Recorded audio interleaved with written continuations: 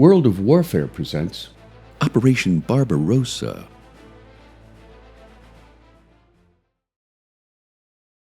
By the summer of 1940, Europe stood at the mercy of Adolf Hitler. France and the Low Countries of Belgium, the Netherlands and Luxembourg had fallen to the Nazis in a mere 6 weeks of Blitzkrieg chaos, while Britain stood alone against the overwhelming might of German ground and air forces. With much of Western Europe now in his possession, Hitler turned his eyes eastward toward the vast, resource-rich, and ideologically despised Soviet Union.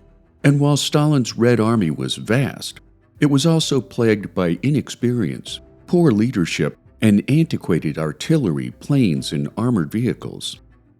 In Hitler's view, the German state was not an economic or social entity, but a racial one, affirming that the only way to revitalize Germany was an insistence on Aryan purity and the removal of non-Aryan races. He also called for Lebensraum, or living space, which saw the need for Germany to expand eastward into Russia by pushing out or eradicating both Jews and the Slavic people. Hitler went on to write that the nationalization of our masses will succeed only when, aside from all the positive struggle for the soul of our people, their international prisoners are exterminated, making a clear reference to his future plans for a final solution. Before the invasion began, Soviet leader Joseph Stalin refused to believe that Germany would renege on the Molotov-Ribbentrop Soviet-German non-aggression pact of 1939, believing that he would at least receive some kind of preemptive offer of peace from Hitler before any military aggression would take place. In what historians now brand as a fool's errand, Stalin received some 90 warnings of an impending invasion, opting to dismiss all of them as unrealistic, given the Nazis' commitment of men and resources in the Western Front. In Hitler's mind, however, he never intended to keep the peace with Russia, since he believed that communism was a Jewish conspiracy and that the Slavic people were racially inferior. He also believed that the Soviet military had been hollowed out and compromised by Stalin's purges of the 1930s, leaving both the country and its military at a critical point of collapse. Once Adolf Hitler had made his decision to invade Russia, thereby enlarging his footprint of aggression into a two-front war, the German assault on Russia was by every measure an astounding success, at least until Hitler's advance stalled in the grips of a Russian winter. Named after Holy Roman Emperor Frederick Barbarossa, known as Redbeard, who had embarked on a religious crusade to the east centuries earlier, Operation Barbarossa stands as the largest invasion in world military history, and perhaps the single most important reason why Hitler and the Nazis lost World War II. Commencing with Blitzkrieg precision on June 22nd of 1941, Barbarossa would see 3 million Wehrmacht fighters push into Russia, more than 75% of the German army at the time, employing 600,000 vehicles and an equal number of horses, including 3,500 tanks and 2,700 aircraft. Much like Barbarossa's crusade in 1188, Hitler envisioned his own crusade under Operation Barbarossa, this time one of racial purity, conquest of new lands, and the final destruction of communism. Planning began in earnest in late 1940 as the Luftwaffe continued to press on Great Britain. Hitler ordered his Directive No. 21 on December 18th, ordering that preparations begin for an invasion of the Soviet Union no later than May the 15th of 1941, whereby the Wehrmacht was to crush the Red Army in a blitzkrieg campaign lasting no more than 3 to 4 months. Across a front that eventually grew to more than 1,800 miles, 151 German divisions would advance into the Soviet Union, along with 40 divisions from Axis partners, including Slovakia, Romania, Finland, Italy, Hungary, and Spain. First would come extensive bombing raids as far as Leningrad and Sevastopol in the Crimea, while intensive German artillery fire would soften Russian positions across the entirety of the front.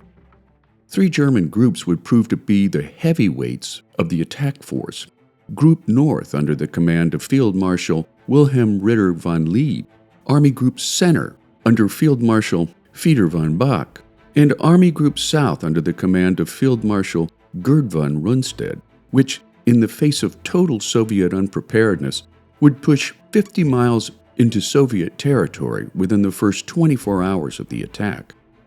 Army Group Center, plus half the committed German armor, would drive on Minsk and Moscow, while Army Group South would focus on the Ukraine, which was the centerpiece of Hitler's Lebensraum promised to the German people.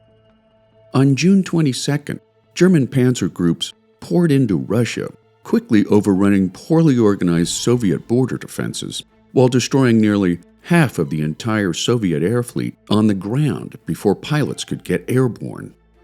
General Heitz Guderian's 2nd Panzer Army led the charge out of Army Group Center's front at Bryansk before splitting into 2 groups, one headed south, the other to the north, with the intention of encircling Soviet troops of the 3rd and 10th Armies to form the Bialystok and Minsk pockets. 290,000 Soviet troops surrendered on June the 30th, handing over 2,500 tanks and 1,500 guns.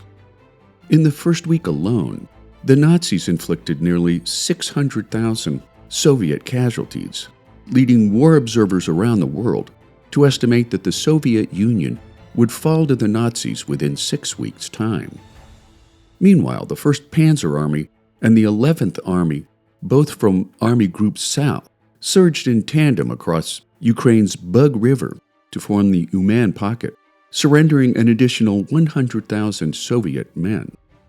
Kyiv would fall next on September 19th, losing 600,000 more Soviet men, 2,500 tanks, and 1,000 guns, before Guderian's panzer group rejoined Army Group Center for their relentless drive on Moscow.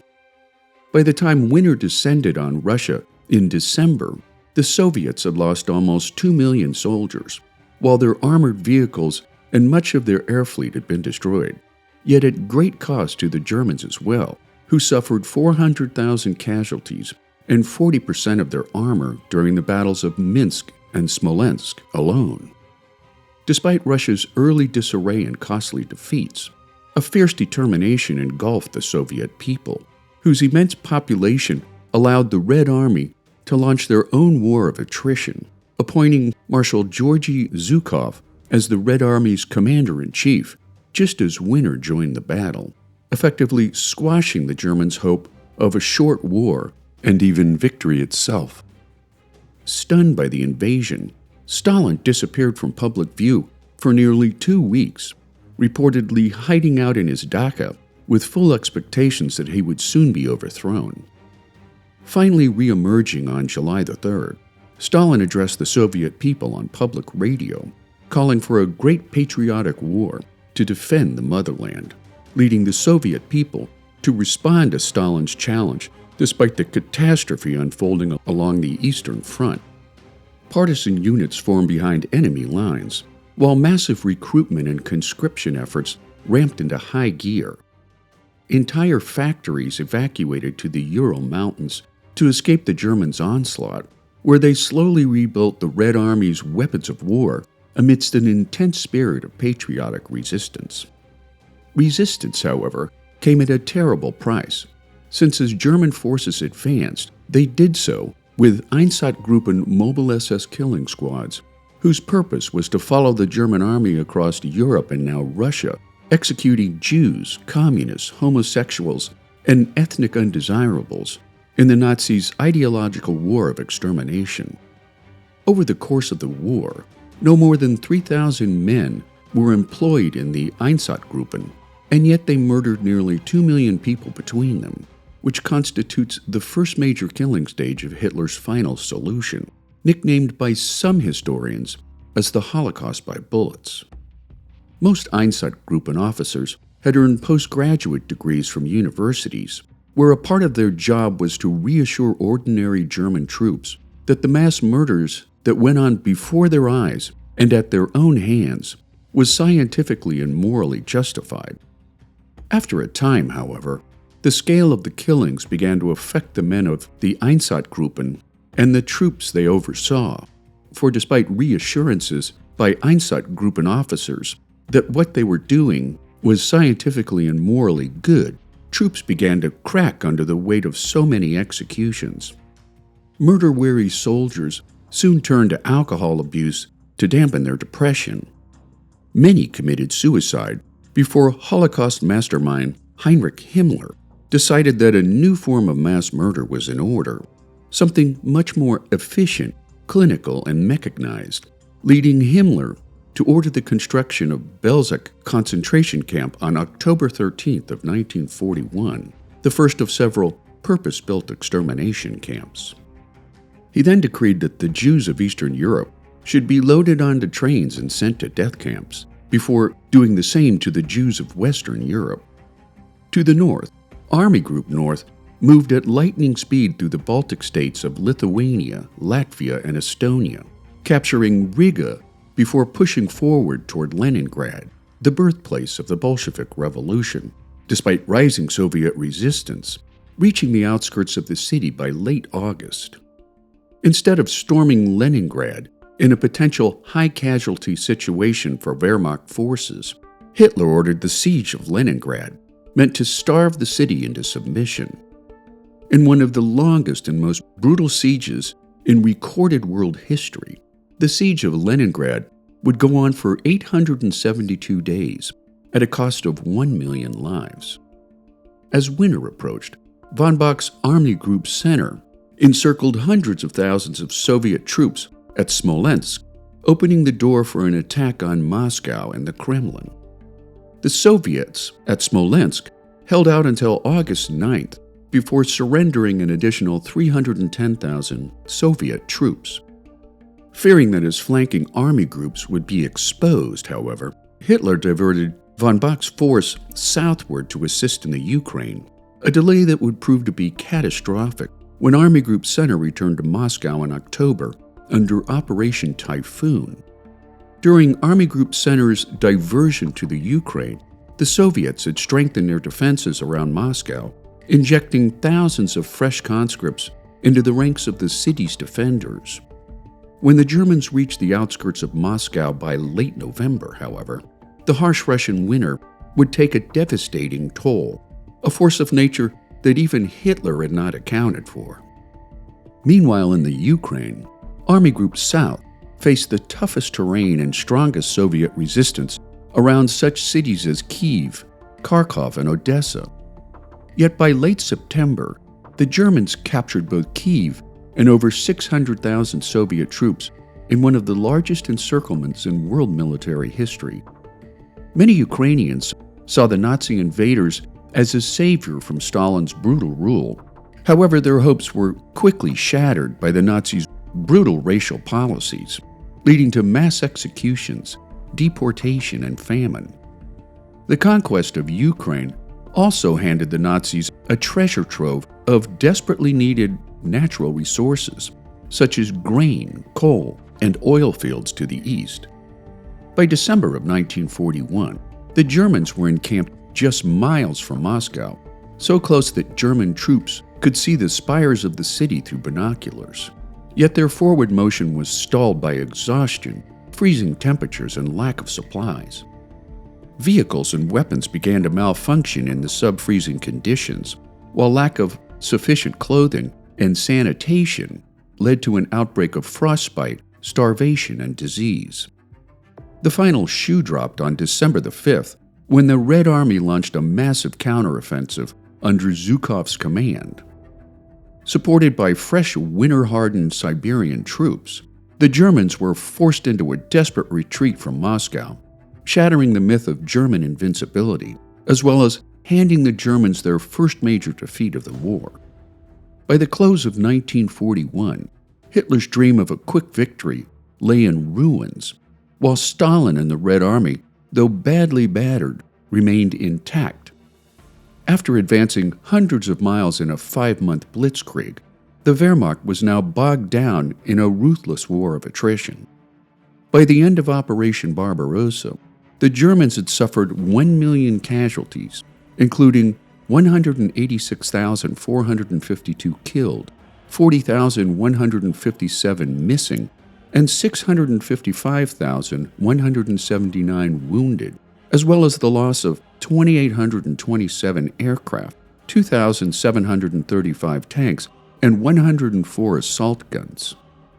As for the Soviets, their losses were far more egregious, suffering some 4.5 million casualties, including 566,852 killed in action, 235,339 non-combat fatalities, 1,336,147 wounded, and 2,335,482 missing in action or captured, the latter proving to be a death sentence in the ruthless hands of Nazi prison camps.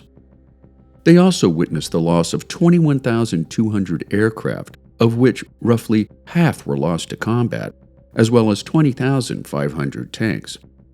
Civilian casualties were also egregious, estimated at 3.5 million lives. Over the intervening years since Operation Barbarossa, historians have compiled a laundry list of reasons why the German invasion of the Soviet Union failed, including a gross underestimation by Hitler and his high command of the depth of Soviet manpower, industry, and resilience, overextended supply lines, and Hitler's many micromanaged strategic mistakes, notably his decision to divert his forces from Leningrad to the Ukraine. Yet greatest of all of Hitler's miscalculations was his failure to recognize and prepare for Russia's bitter winter conditions. Operation Barbarossa also marked a key turning point in World War II, and in particular, the fortunes and might of the Third Reich, morphing from a war of ideology into a war of total annihilation on the Eastern Front, which to this day stands as the largest and bloodiest theaters in world military history. It also triggered the Holocaust in the East, where more than 2 million Jews were murdered in mass shootings, ghettos of filth and starvation, and concentration camps. As for the Soviet Union, never again would it experience the brink of defeat, but rather a 4-year buildup of men and war machines that would push the Wehrmacht back to Berlin, before ending the war in Europe with their allies to the West, a momentous turn of fortune for the Nazis when Hitler's gamble for world domination ended in overreach and ruin, making Operation Barbarossa one of the bloodiest events in recorded human history.